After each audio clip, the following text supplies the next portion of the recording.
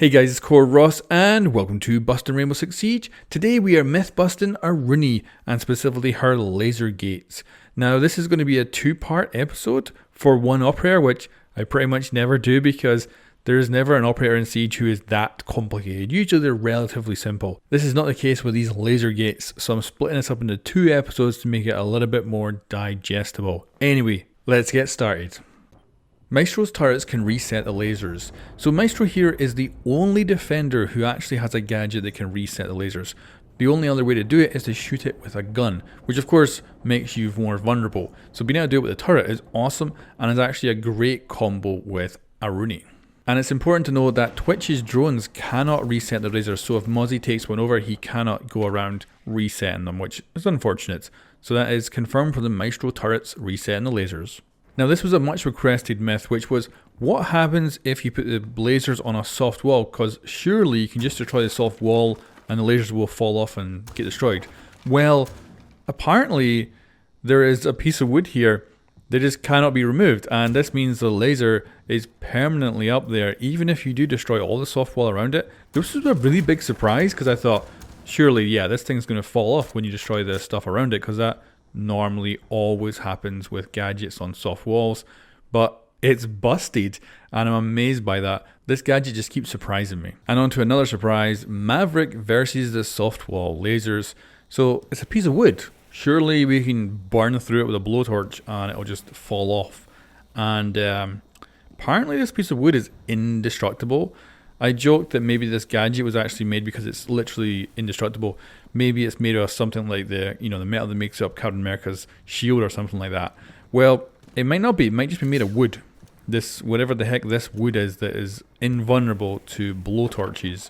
And, because this blowtorch can burn through a metal reinforced wall. But apparently this piece of wood doesn't care about that at all. So that is amazingly busted. Aruni can destroy castle barricades in one punch. So has castle, locked you in an objective or out of an objective? Well, Aruni might be the girl for you. Now, for castle, this isn't good because normally if you take the time to pull down a castle barricade, it will go back into his inventory. It doesn't if she one punches it, it's outright destroyed, but certainly confirmed. Airjab defenders into lasers. So this is one of those fun ideas where I think interaction between gadgets could be more interesting and fun. And it's if I could actually airjab a defender into their own laser system to damage them. But it doesn't work. So Aruni took no damage there. And unfortunately, it seems like the lasers have a really good built-in reaction time. As you can see here, even before she gets to the wall, the lasers are already off, unfortunately.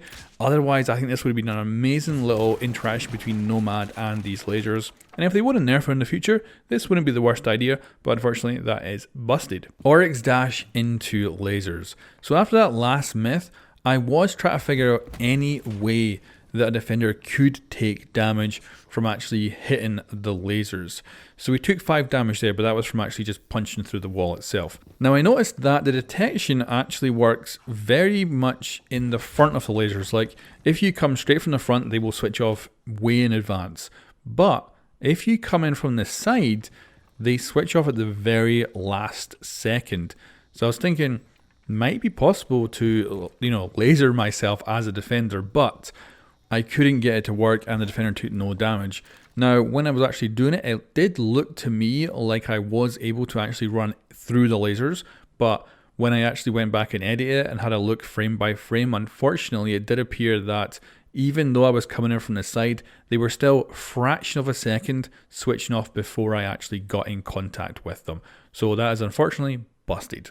The laser box destroys gadgets. So this is just to show that when you're a defender, like especially Kaid or someone like that, don't put your gadget now in the middle of the top of a reinforced wall. If Aruni comes along and slaps up her lasers there, it will destroy whatever in the way. So watch out for that, but it's certainly confirmed it will destroy anything that is in the way of its attachment position. Alibi's holograms can safely stand up in the lasers. So if you know from my previous episodes, Alibi's holograms are not solid. A bullet can go through them, people can run through them, whereas it's the opposite for Iana's holograms. They're solid, they will actually stop a bullet and you can't walk through them. So the lasers here just go safely right through the the hologram. Now, I don't think there's any tactical usefulness here, but I guess if you're an Alibi player, you can safely put these down in the lasers if you want to, so that is certainly confirmed. Iana's holograms can disable the lasers.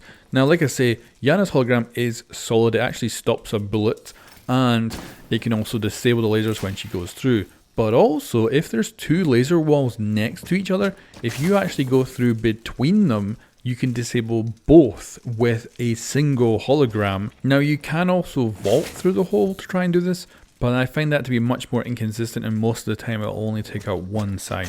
So that is confirmed and very cool for Iana. It's a really powerful counter because she can make, of course, infinite holograms throughout the round. Double laser damage. So I showed in the preview build that she did 40 damage with her lasers to enemy players, but also if the enemy player lingered in the lasers too long, they would take 2 ticks of damage.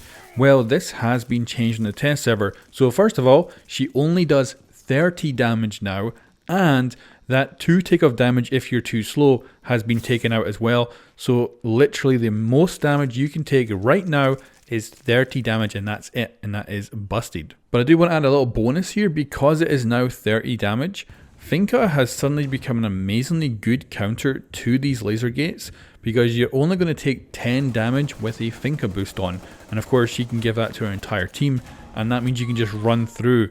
So I really do think Finka has just become one of the best counters against this gadget and can facilitate easy rushes into objectives even with an Aruni in the area. The lasers will destroy Yokai's drone. Now, this is kind of interesting actually. I was kind of surprised by this. So if you actually drive up to a laser wall, nothing happens, which is weird. Like, that laser obviously goes right to the ground, but nothing happened whatsoever. So I thought maybe there's no actual friendly damage, and oh yeah, there is. So if you jump, it will fry it if you go into the lasers.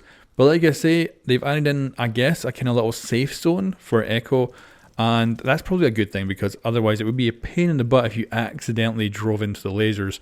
But certainly if you try to, do that jump where you get onto the ceiling, then that will fry your drone. So definitely don't put yourself in a door frame or stuff like that with Yokai's drone, because of course your drone will get fried, but also the lasers will go offline as well. So that is certainly confirmed. Yokai's drone can get destroyed by the lasers in certain positions. Laser walls and Mira windows. So this here is something that I seen in the preview build, and I thought, maybe this is actually a bug. So if you actually go and put lasers on a reinforced Mira, from the attacker side, it works really well and brings up these lasers. And if Mira actually stands, or any defender stands close to the actual window, the lasers will go off. So it can be used as a tactical advantage. But if you do it on a soft wall, it doesn't work. And if you do it on a soft wall on the other side, it doesn't work. If you do it on a reinforced wall on the other side, it also doesn't work. And this is actually deliberate, which is quite interesting, because the Mira windows, as you can tell from the inside, actually poke out too far and get in the way of the laser projector at the top. So that's why they don't work on this side. Now, if we actually go and have a look at the other side, it's actually the same deal.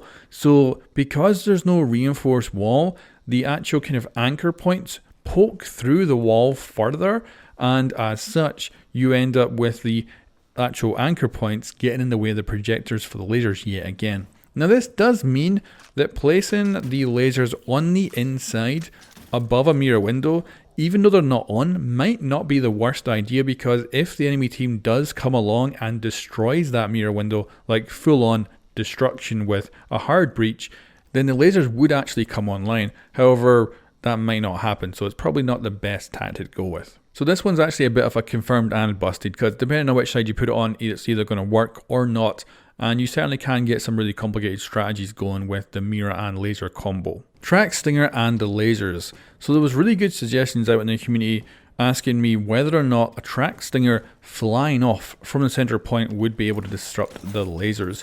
Now, technically yes, if you get the right height, you'll be able to fly one of these off. But like here is a really good example of a relatively good place where it just didn't work. It just doesn't have the height to go through.